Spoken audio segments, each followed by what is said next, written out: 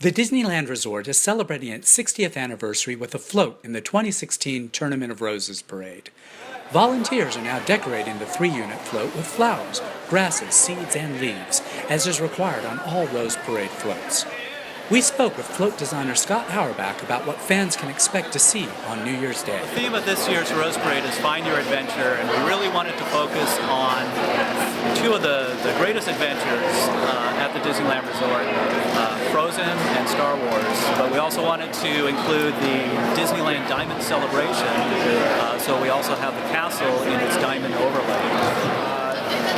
There were a lot of challenges in creating in finding the organic materials for this.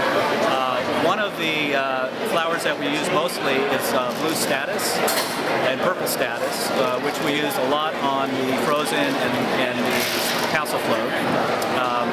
It's a very meticulous process of cutting the flowers and applying them in the individual petals onto the float.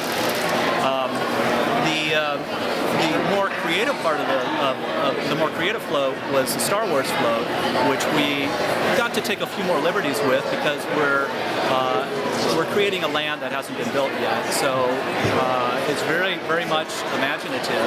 So our floral experts found these very unique and interesting looking flowers, which I think are really amazing looking, and I can't wait to see them all finished.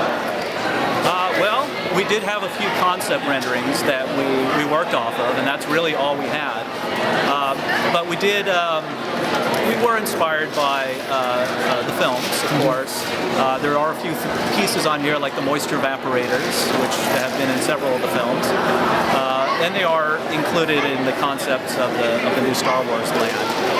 But other than that, we really relied on the concept rendering to use as a basis of inspiration for this.